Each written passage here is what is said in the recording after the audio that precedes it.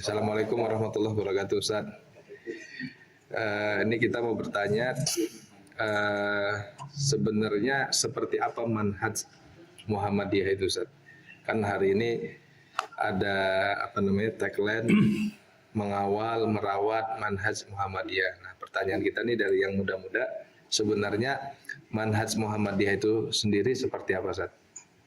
Inti dari manhaj Muhammadiyah itu adalah ar-ruju' ilal Quran was sunnah.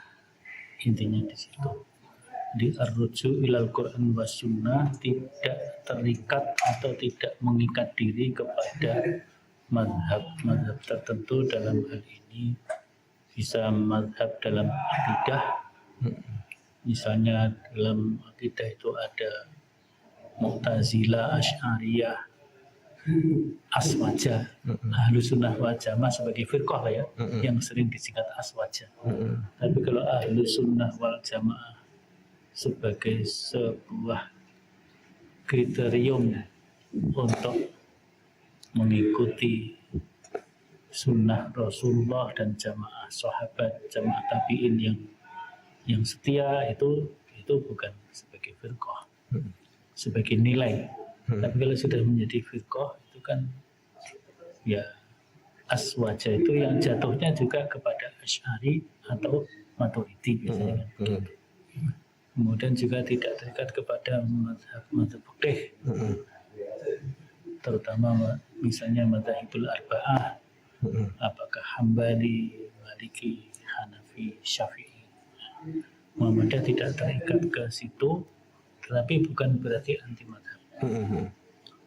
Kemudian yang ketiga juga tidak terikat kepada aliran-aliran tasawuf atau tarekat.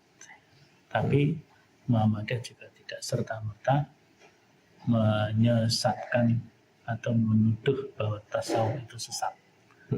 Ya, tergantung tasawuf itu misalnya kalau dimaknai sebagai upaya mensucikan jiwa dengan mengikuti tata cara yang dituntunkan oleh Al-Quran dan As-Sunnah, maka tasawuf yang seperti itu bisa diterima.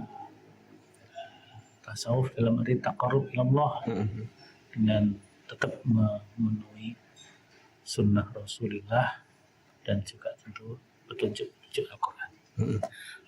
Itu manhaj Muhammadiyah. Nah, kan tadi kita mendengar dari Ustadz nih ada istilah madhab akidah, ada madhab fikih, dan kemudian madhab dalam tasawuf atau dalam akhlak kali ya. Nah, kita coba poin kedua nih Ustadz. Di poin kedua itu kan ada madhab fikih. Madhab fikih kan ada tadi Hanafi, Maliki, Syafi'i, dan Hambali.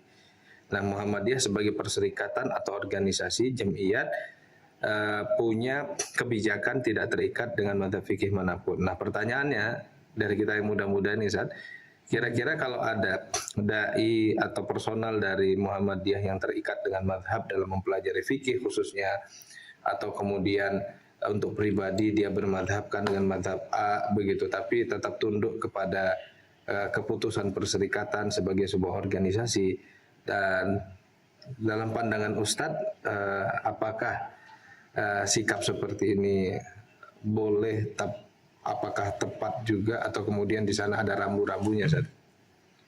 Ya, kalau itu menjadi pandangan pribadi dengan tetap menghormati pendirian organisasi, tidak masalah pada dasarnya. Tetapi tentu akan lebih bagus, lebih afdal yang mengikuti manhaj yang sudah ditetapkan, diputuskan, disepakati dalam persyarikatan. Dalam hal ini majelis tarjih kan berpandangan kalau dalam fikih Muhammadiyah itu lebih kepada merujuk kepada manhaj, bukan madhab qaul, tapi manhajnya. Mengkaji Syafi'i, mengkaji Hambali, mengkaji Hanafi, mengkaji Maliki, itu manhajnya seperti apa? Dari manhaj yang dipegang oleh mereka selama berdekatan dengan Al-Quran wa Sunnah, maka itulah yang dipakai. Maka dalam bidang fikih, kalau istilahnya Buya Yunahar Ilyas rahimahullah ta'ala dulu, ya Muhammadiyah itu berfikih bukan fikih mazhabi, tapi fikihnya fikih manhaji. Manhaj utamanya tentu adalah manhaj Al-Quran dan As-Sunnah. Jadi fikihnya Quran Sunnah. Kalau ada Syafi'i, ada Hambali, ada Hanafi, Maliki yang bersesuaian atau lebih dekat, lebih rajih mendekati Quran Sunnah, itulah yang diambil oleh Muhammadiyah. Dan itu saya kira semua imam mengatakan begitu.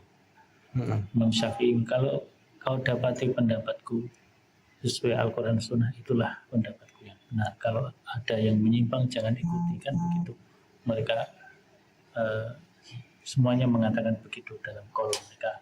Itu bisa kita baca dalam bukunya Prof. Asmuni Abdurrahman yang judulnya Manhaj Tarjih.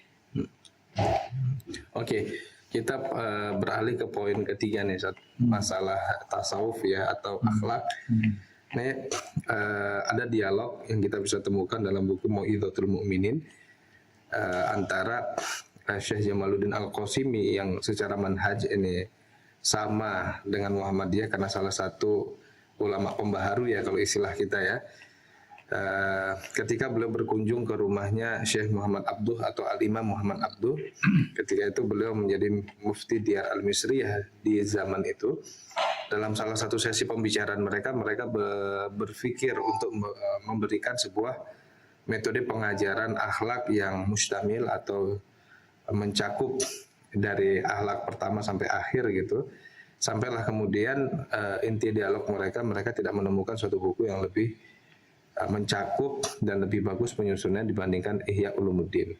Artinya kan dari sini kalau kita lihat tokoh-tokoh pembaharu sendiri melihat Ihya Ulumuddin itu bukan sesuatu yang tanda kutip salah begitu ya, tapi mereka melakukan namanya tajrid kalau bahasanya Imam Muhammad Abduh, yaitu melakukan kalau yang ada yang dirasa kurang tepat yaitu diganti atau dibuang begitu, termasuk diantaranya adalah hadis-hadis dhaif. Nah, jadi yang menjadi pertanyaan kita dari yang muda-muda ini, sejauh mana sih sebenarnya pendidikan akhlak itu penting gitu ya, mengingat tadi ya sampai Syekh Jamaluddin Al-Qasimi, seorang ulama pembaharu dari Syam, berkunjung ke Imam Muhammad Abduh untuk mempertanyakan sebuah kitab yang paling baik untuk mengajarkan akhlak dan merubah kebiasaan masyarakat.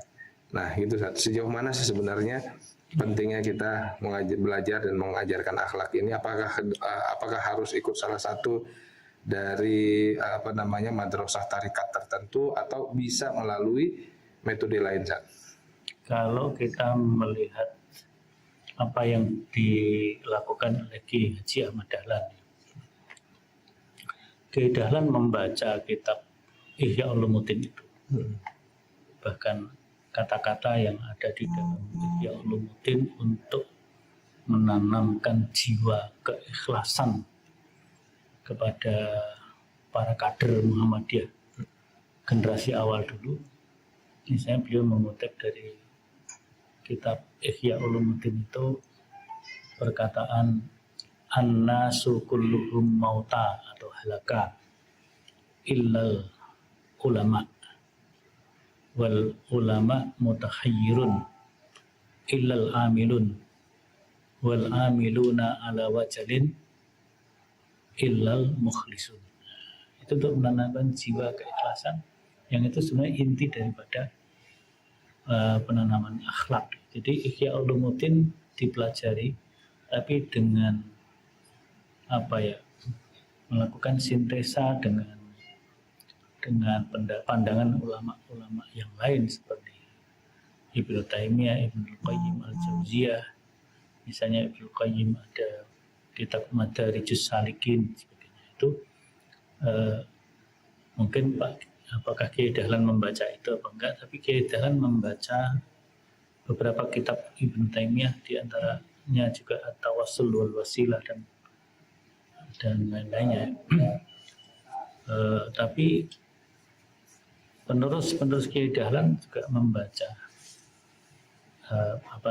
Ibnul Qayyim itu yang Madarijus Salikin. Kalau nggak salah itu Kiai Badawi membaca itu. Artinya di Muhammadiyah memang tidak mengenalkan secara letterlek ajaran tasawuf, tapi lebih kepada akhlak dan ihsan. Karena tasawuf itu mungkin bagi bapak-bapak kita dulu, seperti yang pernah saya dengar langsung dari Pak Air Fahrudin, kata tasawuf itu kadang-kadang agak dalam tanda petik tercemar karena adanya tasawuf yang bid'i gitu ya. Kan ada tasawuf falsafi, ada tasawuf amali. Tasawuf falsafi itu sendiri banyak sekali dipengaruhi oleh filsafat Yunani yang kemudian melahirkan tasawuf yang menyimpang dari akidah, seperti ada wahdatul wujud, ada bahkan dari wahdatul wujud menuju wahdatul adyan, kesatuan agama-agama, itu nanti menjadi problem dalam akidah. Tasawuf tapi merusak akidah.